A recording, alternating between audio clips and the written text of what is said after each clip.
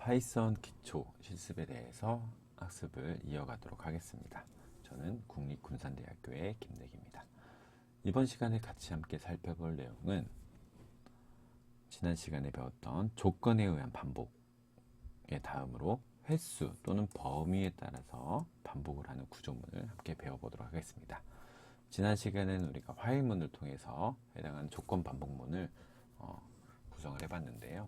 이번 시간에는 포문을 통해서 해당하는 횟수와 범위를 반복하는 구조문을 배우고 그거를 활용하는 실습 예제와 앞서 배웠던 while과 포문, 즉 반복 구조문에 대해서 종합적으로 실습을 해서 반복 구조문에 대한 학습을 마무리해 보도록 하겠습니다.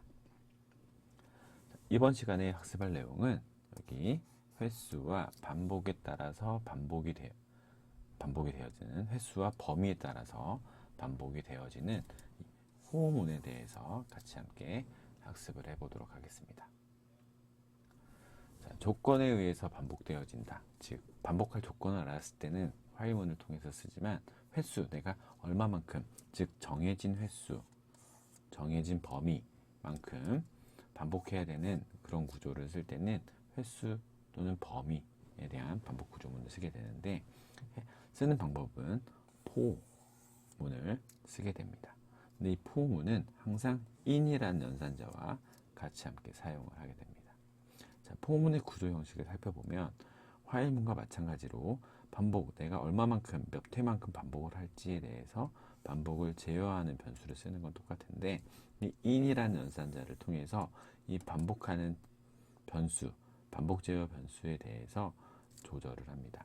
즉 뒤에 in이라는 값 뒤에 반복이 가능한 객체를 표현을 해서 in을 통해서 변수에다가 차례차례 이렇게 할당을 해서 넣어주게 되는 거예요. 우리가 반복 제어 변수에 대해서 반복 가능한 객체를 넣어준다고 말씀을 드렸어요. 그래서 일반적으로 우리가 in이라는 연산자를 앞서서 우리가 조건식의 활용을 했을 때는 그 해당하는 그 값이 해당하는 거에 있냐 없냐, 유무에 대해서 판단해서 있으면 true, 없으면 false 이 값을 이렇게 반환을 해줬는데, 포문에서의 in은 해당하는 이 true, false에 대한 개념이 아니라 뒤에 반복 가능한 객체의 값을 여기에다가 이렇게 넣어준다 라고, 순차적으로 넣어준다 라고 생각을 하시면 되겠습니다. 그러면 이 반복 가능한 객체라는 게 뭐냐? 자, 여기 나와 있어요. 리스트, 튜플, 문자열, 딕셔너리, 집합. 여러분들 데이터, 변수에 대한 타입에 대해서 생각을 해봤을 때 첫 번째는 이 리스트라고 했을 때요. 리스트는 이렇게 대괄호를 통해서 쓰게 되고, 해당하는 요소를 여기에다가 콤마를 통해서 이렇게 씁니다. 그죠?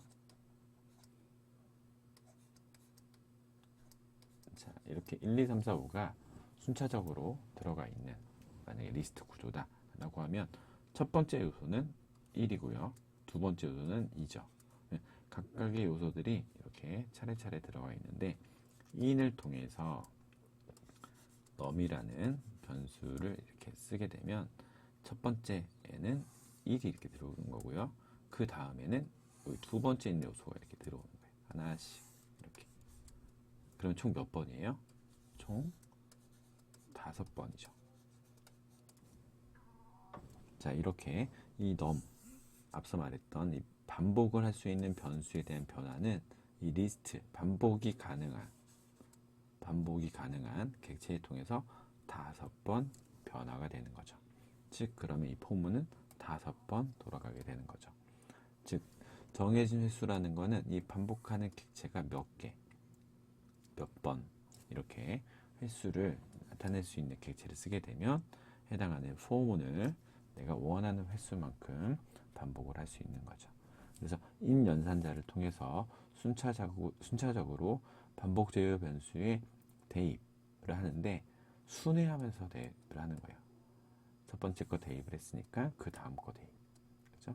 이런 식으로 해서 내 리스트에 있는 요소들이 전부 다 하나씩, 한 번씩 들어가는 그런 반복 처리를 하게 되는 겁니다. 그래서 해당하는 이 반복 문장은 여기 안에 어떤 변수 이 값이 활용이 되겠죠. 이 해당하는 활용되는 이 변수의 값은 이 반복되는 객체에 의해서 순차적으로 할당되는 그 값에 의해서 처리가 동일하게 반복이 되는 겁니다. 뒤에서 같이 함께 예제를 통해서 한번 설명을 이어가도록 하겠습니다. 자, 반복하는 객체를 이게 리스트로 썼다고 가정을 하겠습니다. 자, 리스트의 in이에요. in, school. 그래서 포문을 통해서 이 school이라는 값에 해당하는 반복 가능한 객체를 하나씩 넣어서 이 반복 문장을 실행을 하는 그런 구조가 되겠네요. 자, 해당하는 여기 포문에 의해서 있는 반복 가능 객체, 즉 뒤에 있는 리스트에서 스쿨이란 값은 첫 번째는 국립군산대학교가 이렇게 할당이 될 거예요. 그래서 첫 번째 값인 국립군산대학교가 스쿨 안에 할당이 되면 프린트가 되네요. 그래서 첫 번째는 이렇게 국립군산대학교에 오신 걸 환영합니다 라는 안내 메시지가 나올 거고요. 반복이니까요. 다시 올라가네요. 자, 그러면 두 번째는 성균관대학교가 있어요. 그럼 인에 의해서 스쿨이라는 값이 순차적으로 순회하면서 대입이 된다 라고 했으니까 이번 스쿨이라는 변수의 값은 성균관대라는 텍스트가 들어가게 될 거예요. 그래서 두 번째 반복에 의해서 실행이 되면 성균관대에 오신 것을 환영합니다 라고 이렇게 표현이 되는 거죠. 자, 다시 올라갔어요.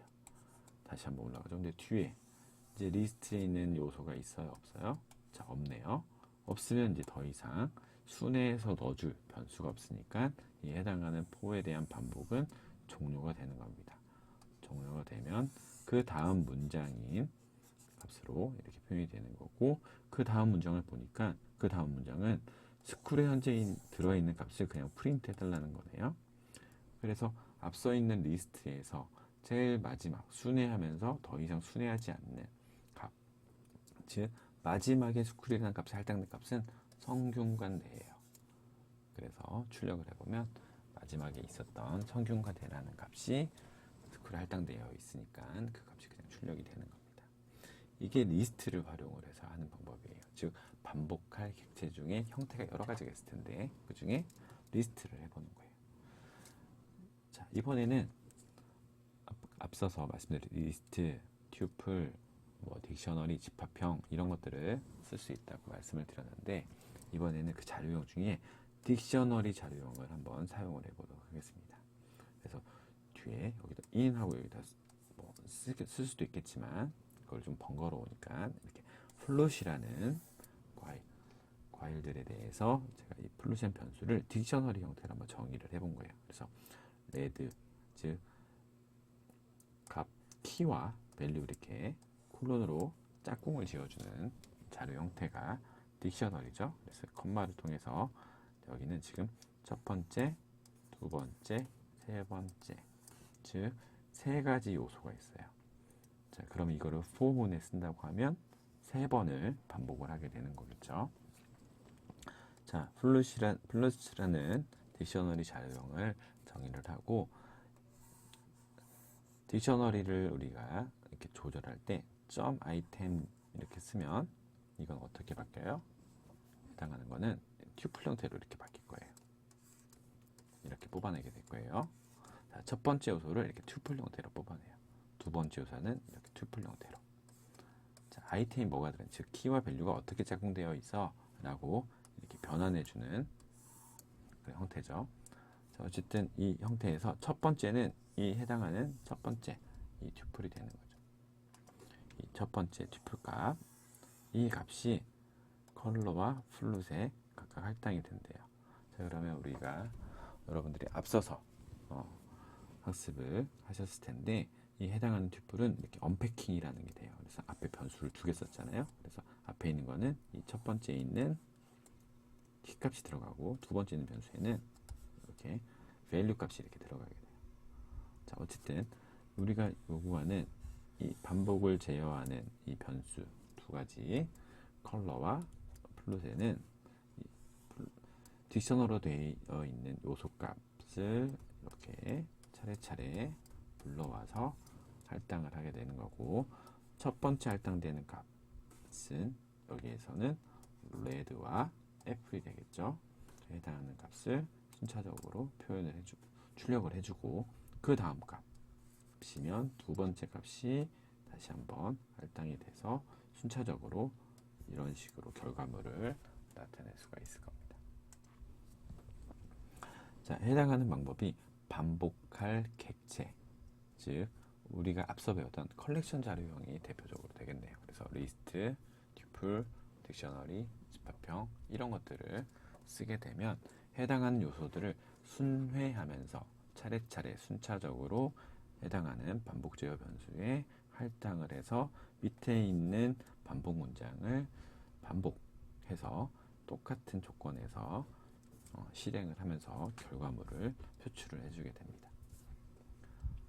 자, 그럼 이렇게 자료 형태를 쓰게 되면 우리가 어떤 좀 불편함이 좀 있을 수도 있어요. 그래서 이거를 좀 범위 안에서 또 좀 해보거나 아니면 횟수를 우리가 숫자 개념으로 좀 정할 수 있지 않을까라고 해서 그거를 쓰는 방법에 대해서 학습을 해보도록 하겠습니다. 그걸 손쉽게 할 수 있는 방법으로는 range라는 함수를 쓰는 거예요.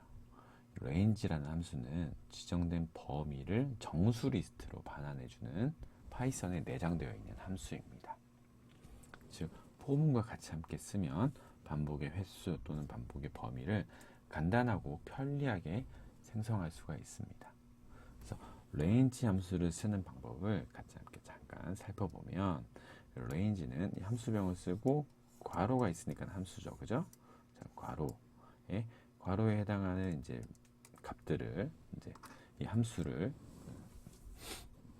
계산해야 되는 그런 값들을 쓰게 될 텐데, range라는 함수는 괄호 안에 시작하는 숫자, 즉 start number를 쓰게 되고, stop 어디까지 해줘 라는 끝 숫자, 그 다음에 단계, 간격을 이렇게 세 가지의 숫자를 쓸 수가 있어요. 그런데 이 range 함수에 있는 start 값과 step 값은 생략이 가능합니다. 그런데 이 stop이라고 되어 있는 이 가운데에 있는 끝 숫자는 여러분들이 꼭 써주셔야 돼요. 예를 통해서 어떻게 활용한지를 살펴볼 텐데, 스타트 값은 만약에 내가 입력하지 않으면 0이라는 숫자로 시작을 하게 되는 거예요. 자, 그 다음에 스텝, 즉 간격이라는 값이 없으면 그거는 그냥 1씩 증가하는 값으로 이해를 하고 range에서는 처리를 하게 됩니다. 자, 해당하는 거를 우리가 이해를 돕기 위해서 이렇게 그림을 잠깐 살펴보면, 시작하는 숫자와 끝 숫자를 정해놓고 간격에 의해서 이렇게 표현을 한다는 거예요. 그래서 내가 range 하고 1, 시작하는 숫자를 1로 하면 여기가 1이 되는 거죠. 콤마 끝자가 10이다 라고 하면 끝 숫자는 여기가 10이 되는 거예요. 자, 그런데 잘 보시면 시작하는 숫자는 이렇게 색깔이 칠해져 있네요. 끝 숫자는 색깔이 칠해져 있지 않네요. 즉 끝 숫자는 포함하지 않는다는 거예요. 자, 그러면 1부터 10까지 가는데 끝 숫자를 뺀 1부터 9까지 가겠죠. 그거를 내가 2라고 쓰면 간격은 2만큼 가는 거예요. 그럼 이 간격이 2가 되면 첫 번째는 1이 될 거고, 이 간격 2에 의해서 떨어지면 여기가 3이 되는 거고, 이 간격에 의해서 여기가 5가 되는 거고, 7, 9까지 되는 거죠. 이 다음 넘어가면 여기에 11이 있는 거죠. 그래서 범위는 1, 3, 5, 7, 9 여기까지만 범위이고, 이 해당하는 10은 해당하는 범위가 아닌 거예요.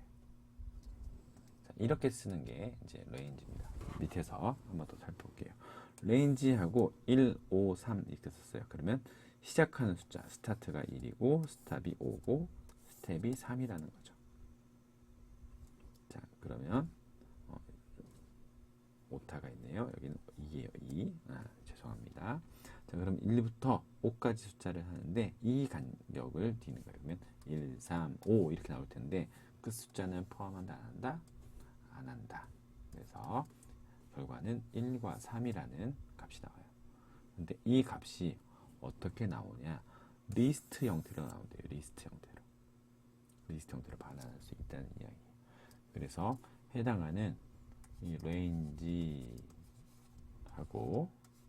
1, 5, 2 이렇게 쓰면 해당하는 값은 1과 3이 들어있는 거고, 이거를 내가 리스트 형태로 보여줘 라고 이렇게 표현을 하면 결과는 1과 3이 들어있는 이런 결과물이 나올 거예요. 자, 즉 해당하는 레인지에 의해서 나오는 값들은 이렇게 리스트로 반환이 된다라는 거를 참고로 알아두시고, 두 번째 1,5 하면 이 스텝이라는 값이 생략이 됐네요. 그러면 1씩 증가하는 거예요. 1, 2, 3, 4 1씩 증가해서 5는 나온다 안 나온다? 5는 끝수지만 끝자리 숫자는 포함하지 않으니까 5는 나오지 않는 거예요. 자, 이번에는 숫자 하나만 썼어요. 레인지 하고 5 썼어요.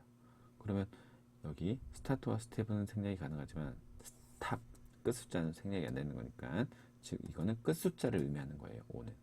그래서 시작하는 거 스타트가 없으니까 0이고요. 그죠? 스텝이 없으니까 1씩 증가하게 되는 거겠네요. 근데 끝 숫자는 여기서 5래요. 그러니까 0부터 시작해서 0, 1, 2, 3, 4. 자, 보면 여기는 지금 몇 개가 있어요? 여기 5개네요.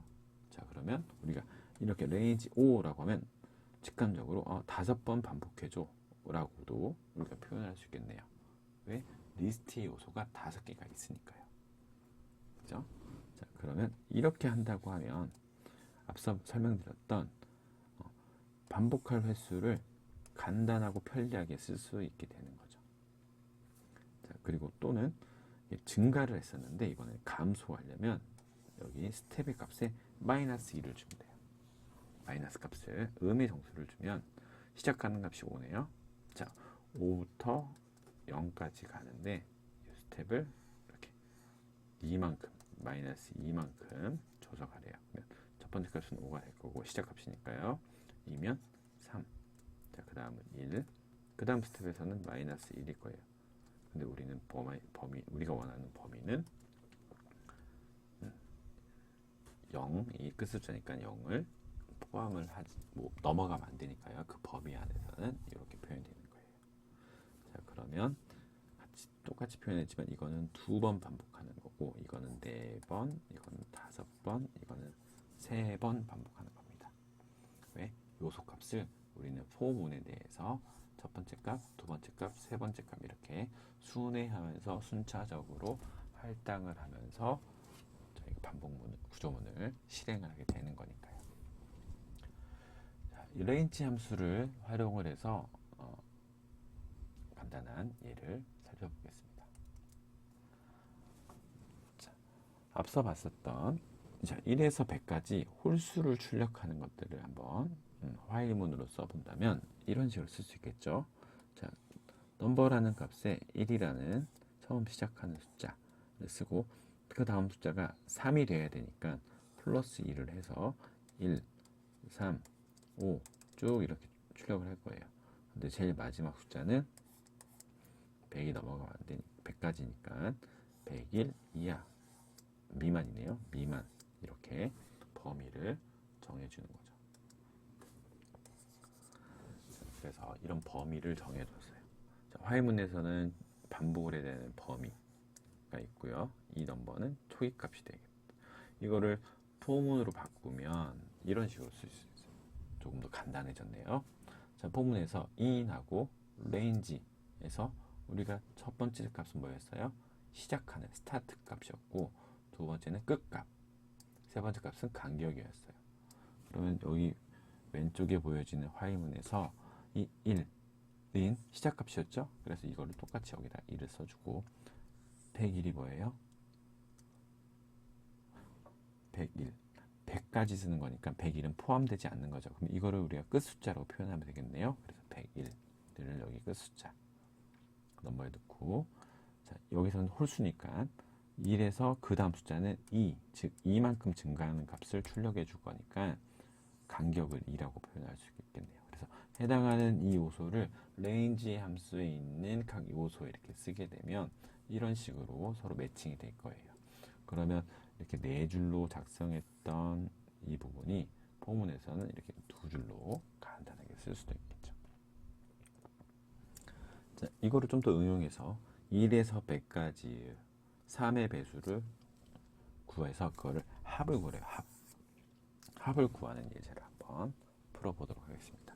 그래서 합을 나타낼 변수는 sum으로 지정을 했고, 일단은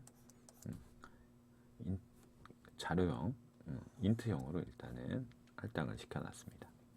할당을 시켜놓고 for 문을 써서 range를 함수를 통해서 해당하는 넘버에 들어가는 값들을 하나씩 넣어주게 될 거예요. 자, 여기서 이제 주의하실 점은 처음에 여기 1부터 100까지 홀수를 출력을 할 때는 우리가 시작하는 값이 출력하는 값이 1, 3, 5, 7 이런 식으로 진행을 하니까 이 첫 번째 값이 1이었어요.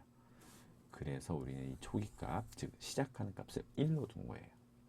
자, 그럼 3의 배수를 출력을 해라 라고 했으니까 우리가 그냥 무턱대고 range 하고 1부터 100까지라는 이 앞 문장을 보고 1 쓰고 끝 숫자 101, 100은 포함할 거니까요. 101 쓰고 3 이런 식으로 쓰게 되면 range에 의해서 생성되는 리스트의 값은 첫 번째 값은 스타트가 1이죠. 거기에 3이면 4가 될 거예요. 다음 숫자는. 이렇게 되면 이 해당하는 이 숫자는 즉 리스트로 반환된 이 range 함수에 의해서 반환된 값은 3의 배수가 아니에요. 그렇죠? 그래서 주의하실 점은 첫 번째 숫자, 즉 이 반복 제어 변수에 들어가야 되는 첫 번째 값이 뭐가 될지를 여러분들이 잘 판단을 하셔서 이 레인지의 범위를 작성을 하셔야 됩니다. 그래서 3의 배수니까 3의 간격, 또 100까지니까 100은 포함하고 101은 포함되지 않으니까 그 다음 숫자를 써주면 100까지는 되는데 첫 번째 숫자가 1이라고 해서 여기다 2를 쓰시면 안 되고 3의 배수에 의해서 첫 번째 나와야 되는 값은 3이 되는 거니까 스타트 넘버는 3으로 이렇게 지정을 해주셔야 됩니다. 그래야 해당하는 넘버에 3, 6, 9, 12 이런 식으로 3의 배수가 순차적으로 할당이 돼서 순차적으로 계속 누적해서 더해주는 값이 썸으로 계산이 돼서 출력이 되겠죠. 자, 해당하는 range 함수를 쓰는 방법 어렵지 않지만 주의할 사항들에 대해서 말씀을 드렸습니다.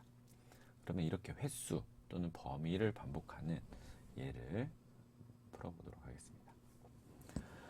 자, 시험 성적을 안내해주는 출력문을 만들어 보는 거예요. 그래서 시험 성적이 들어있는 스코어라는 변수에 이렇게 시험 성적들을 각각 요소로 넣어놓고 해당하는 요소를 하나씩 꺼내어서 출력을 해주는 거예요. 출력을 해주는데 학생마다 이렇게 번호를 한번 줘보는 겁니다. 1번 학생은 80점입니다. 2번 학생은 75점입니다. 3번 학생은 83점입니다. 이런 식으로 안내를 해줄 수가 있겠죠. 그런데 여기 안에서는 몇 번 학생입니다 라고 하는 학생의 번호는 지정이 되어 있지 않네요.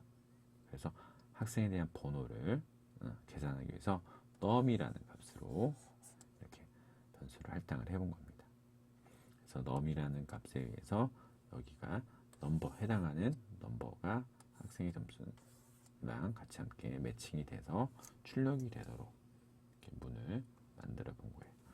이 넘까지는 이해를 하셨을 거고, 자, for 문에 대해서 이 스코어에 있는 값을 하나씩 꺼내기 위해서 이거는 i라는 변수, 여러분들이 뭐 다른 변수를 써도 되겠지만 이미 스코어라는 거를 써놨으니까 여기다가 이렇게 리스트에서 하나씩 요소들 순차적으로 꺼내서 쓰기 위해서 변수 i라는 걸 지정을 해서 계산을 해보는 겁니다.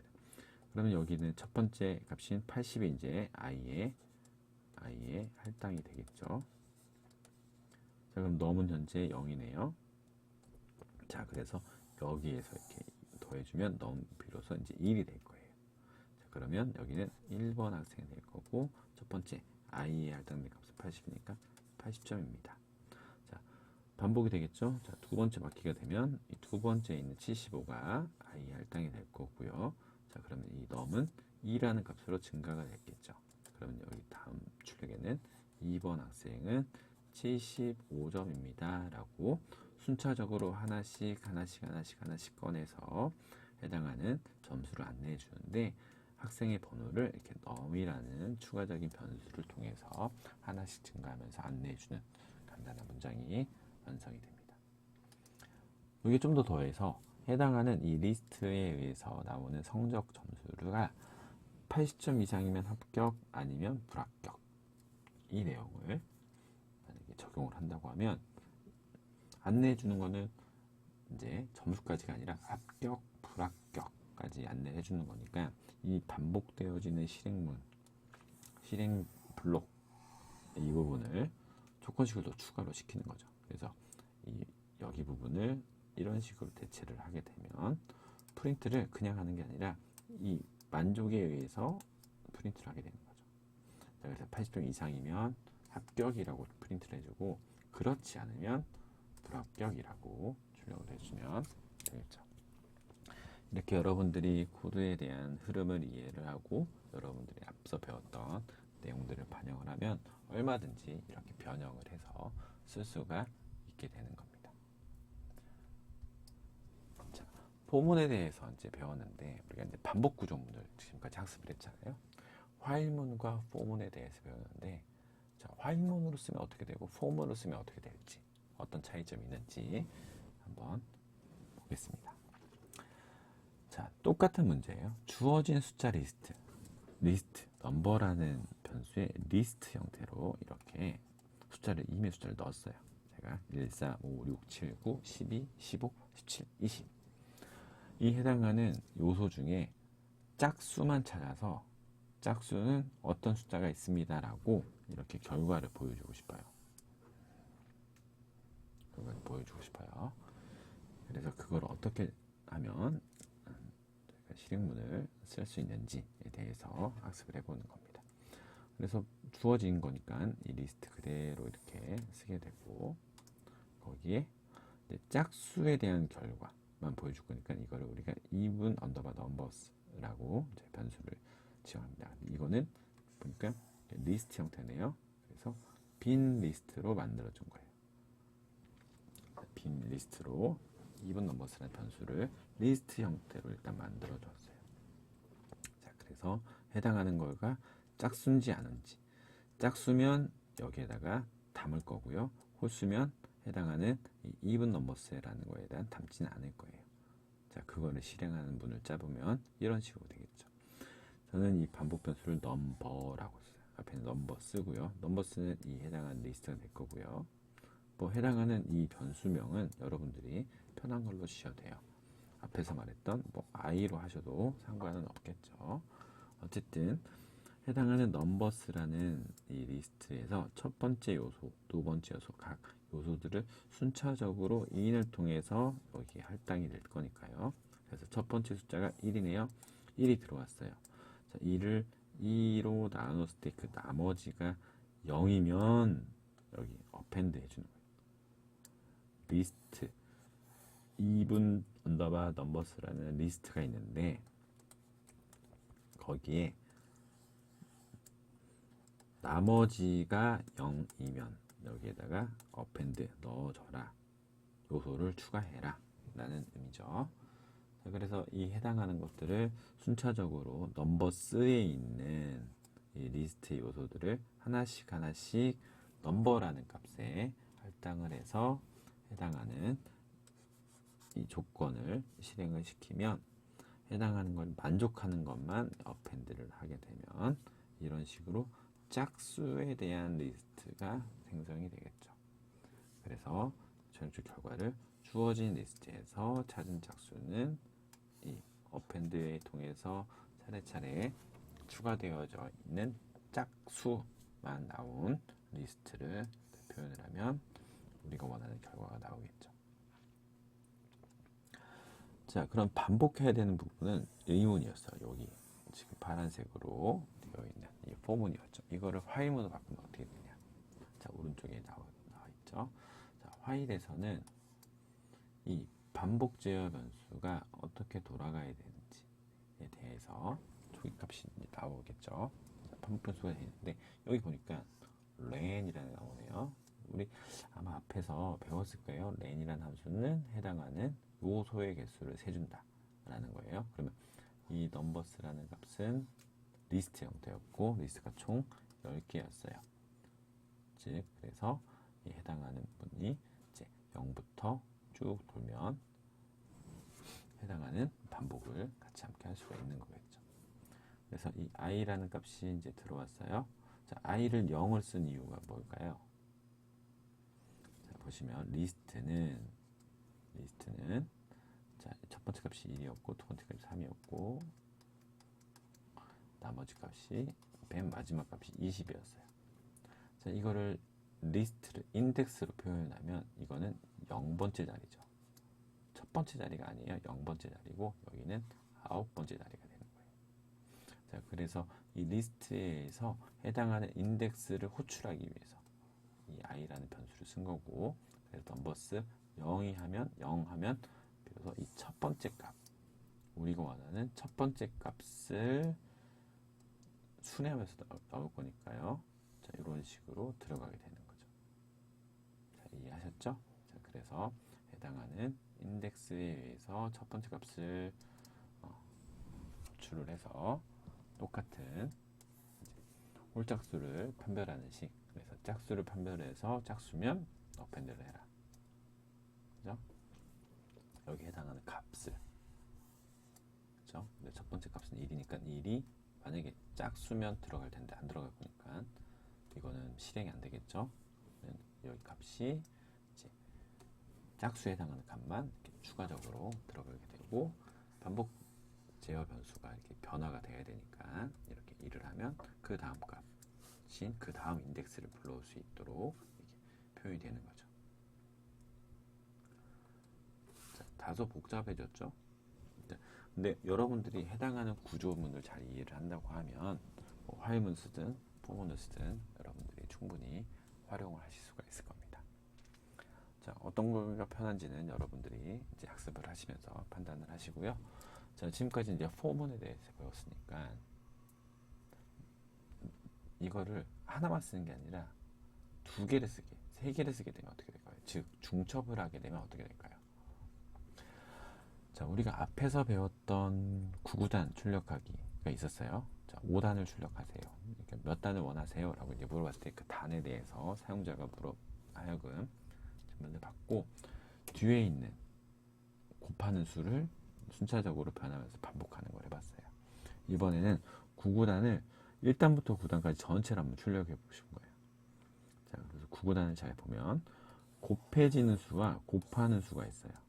자, 즉 4 곱하기 3은 12라고 했을 때 곱하는 수, 곱하는 수가 3이 곱하는 거죠. 그래서 곱해지는 수를 우리가 i라고 하고 곱하는 수를 j라고 하면, 자, 이런 식으로 변수를 지정을 할 수 있겠죠. 그리고 이 i가 1부터 9단까지니까 1부터 9까지 변화가 될 거고 j도 마찬가지로 1부터 9까지 변화가 될 거예요.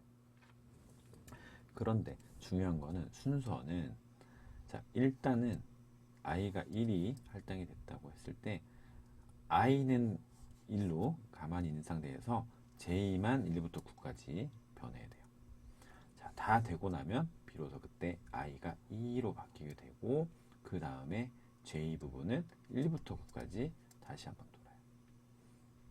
자, 즉 무슨 이야기냐면 i가 1부터 9까지 바뀌는 게 맞지만 순차적으로 첫 번째 값이 1이고 두 번째 값이 2, 그게 아니라 첫 번째 값이 1이면 나머지 j가 1부터 9까지 변할 때 기다렸다가 9까지 다 변하면 비로소 그때 다시 2로 바뀌는 거예요. 자, 그러면 반복에 대한 구조가 조금 다른 게 되는 거죠. 그럼 반복을 할 때 i라는 값은 j가 9번 바뀐 다음에 바뀌어요. 그렇죠? 그렇다고 하면 그 해당하는 중첩에 대해 반복하는 것들이 조금 구조가 달라지는 거죠. 그래서 한번 생각을 해보시면 이런 식으로 쓸 수가 있을 거예요. 자, 1부터 9까지 변해야 된다. 그리고 1씩 증가해야 된다. 그래서 첫 번째 값은 1이고 끝값은 9니까 9보다 1이 큰 값, 끝값인 10을 쓴 거예요. 레인지 함수. 그래서 그 다음에 있는 간격을 쓰지 않았네요. 왜? 1만큼 증가할 거니까요. 그래서 1부터 9까지 변화는 이런 식으로 레인지하고 1,10 하면 1부터 9까지의 값이 차례차례 변하게 될 거예요. 자, 그래서 여기서 i는 1부터 9까지 변하는데 그냥 변하는 게 아니라 j가 먼저 9까지 다 변한 다음에 다 변하는 거예요. 그래서 이거는 j 값이 변하기 위해서 똑같이 이렇게 쓰게 되는데 이 문에 종속되게 이렇게 쓰게 되면 여기 안에 있는 이 포문이 다 돈 다음에 반복이 된 다음에 그 다음에 이렇게 올라와서 해당하는 이 포문이 반복이 되는 거죠. 자, 그래서 쓰게 되면 이런 식으로 i와 j, 즉 곱해지는 수와 곱하는 수에 대해서 변화를 이렇게 반복되게 이렇게 하는 거예요. 그래서 이걸 우리가 중첩 반복이라고 표현을 합니다. 그래서 해당하는 구구단을 i와 j 값, 즉 첫 번째 i면 1이겠죠. 1이 곱하기 1은 1, 2는 2, 쭉 해서 9는 9까지 변한 다음에 그 다음에 여기가 이제 이 포문이 끝나는 거예요. 자, 그러면 다음에 이제 반복해서 올라가면 비로소 그때 이 i라는 값은 그 다음 값이 2로 바뀌게 될 거고 이게 내려오죠. 그럼 여기서는 다시 j가 1로 시작하니까 1부터 다시 9까지 해서 이런 식으로 구구단이 쭉 출력이 되는 거예요. 자, 이거를 화일문으로 쓰게 되면 이런 식으로 쓰게 되는 거죠.